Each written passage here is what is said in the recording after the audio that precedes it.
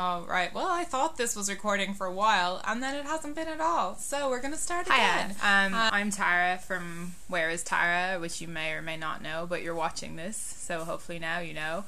Yeah, I wrote an article called Irish Phrases That Don't Translate, which has kind of caused some controversy on the internet.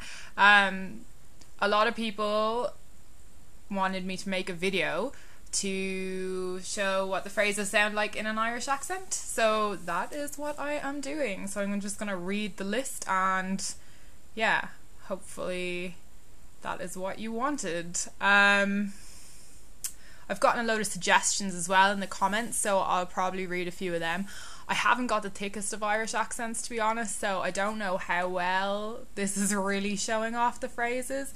And I am from Dublin, so it's a different kind of accent than someone who was from like Limerick or Cork or any of those country places. That was a joke, not really though. Yeah, let's start from the top. Okay, so there's your man, which is often said like, oh, you know your man over there, or I was talking to your man and he said this, but it's not, like I said in the article, it's not your man. He doesn't belong to anyone. It's just like that guy over there. The other one then is your one, which is often kind of said as like your one or your one over there. Right, story horse or bud just basically means like, how are you? You don't really need to respond to it.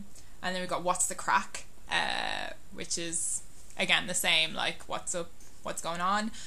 Crack doesn't, I mean, crack can mean different things. Like, it doesn't mean the drugs, crack.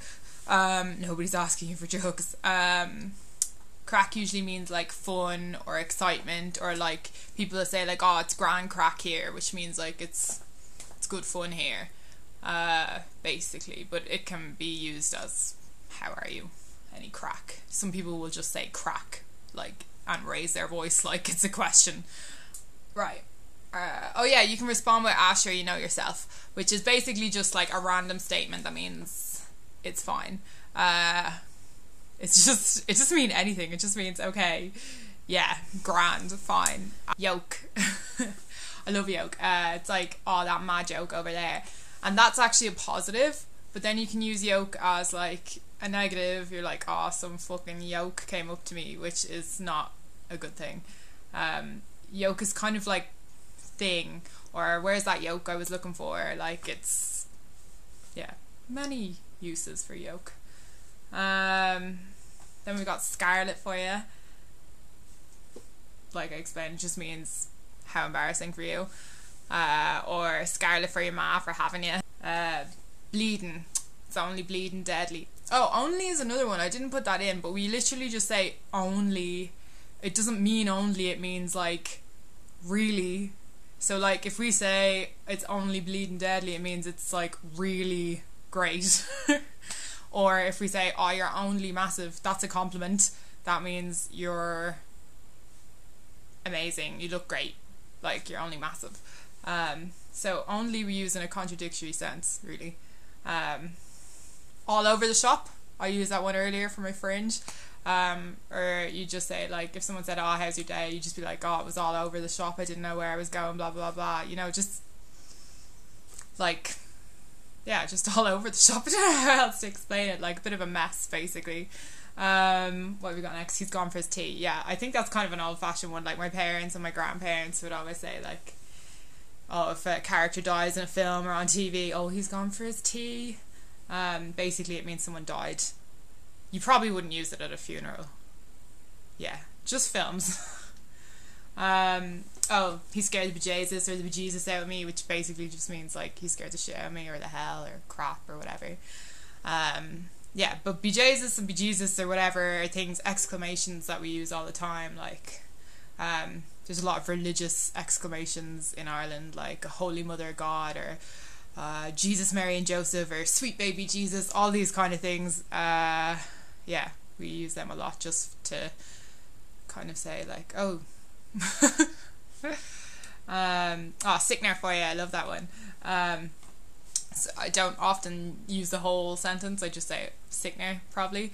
Like, basically if something bad happens or embarrassing. and someone's telling you about it, you'd probably just respond with, oh, sickener. Like, that sucks, basically. Culty, that's what people like me from Dublin call people from anywhere outside Dublin. We just assume they're all from the country, when really they're probably not. But culties call us, people from Dublin, jackeens. Okay, rashers, I don't know if they use this outside Ireland, but I haven't come across anyone saying rashers apart from Irish people, and that basically just means bacon, but like the strips of bacon, not like a big chunk of bacon. Right, so there's like sliced pan. You might say sliced loaf or sliced bread, but yeah, we say sliced pan usually. That's just like a loaf of bread that has been sliced. Chipper, like I'm going down the chipper, or stall it down the chipper. The messages, this confuses a lot of people. It is not post. There are no messages involved. Just the shopping, food shopping. The messages live in the press, which is the cupboard to most people, but in Ireland it's the press. Naggin, cheeky naggin.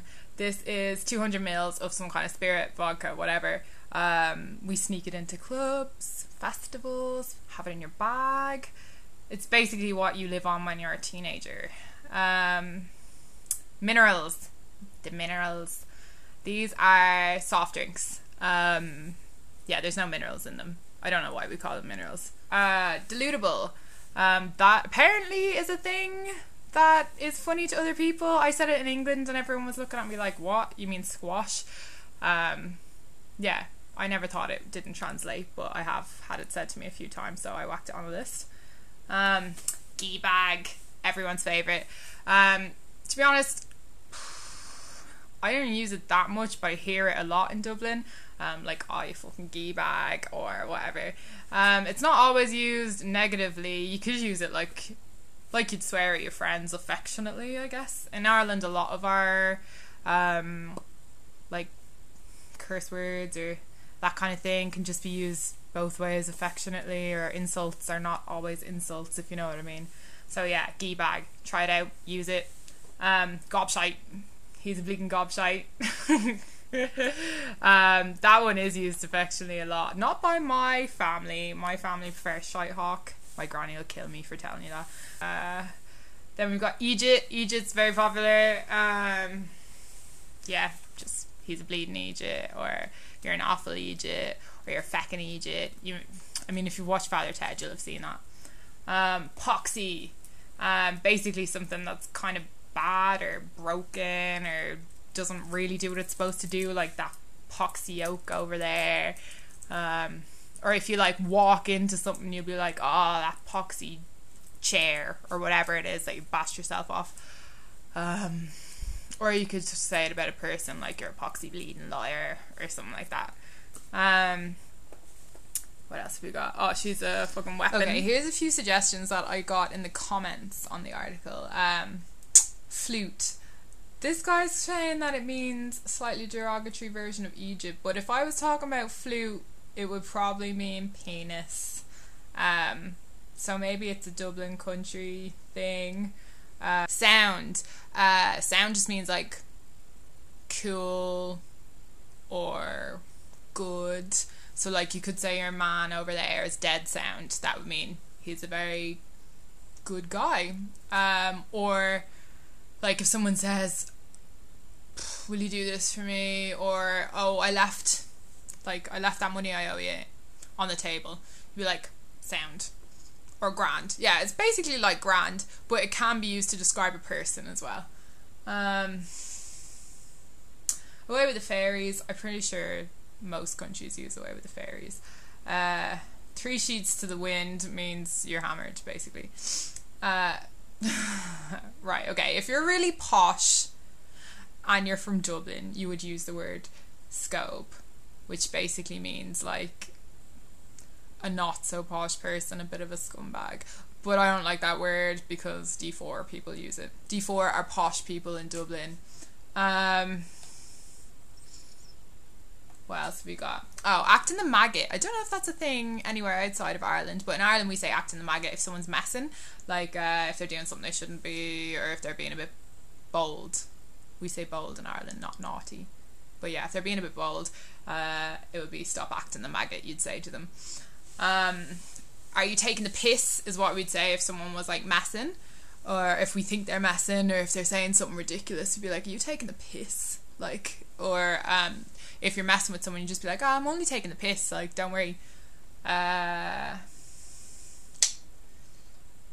Oh, get up out of that, or go away out of that, would you? That's like, I don't know, if someone's saying something that's a load of bullshit or whatever, you'd be like, would you get up out of that, would you stop, like, and people often think that you want them to go away or actually stop talking, but you don't, you're just saying, oh, stop, would you, like, or it's just too much, like, what else do we say that's on this list? I think that's all the suggestions I've got so far. Some of the suggestions I didn't understand myself, so I didn't really want to put them on the list, but I know my accent isn't that Irish, but I hope you get like a grand idea of how we say things, and how to use the phrases. If there's anything in particular you want me to try and say, or like anything you want me to read, or like expressions or whatever, just leave a comment and let me know. And if you didn't like the video, you can just fuck off, because you're only probably a bleeding gay bag anyways.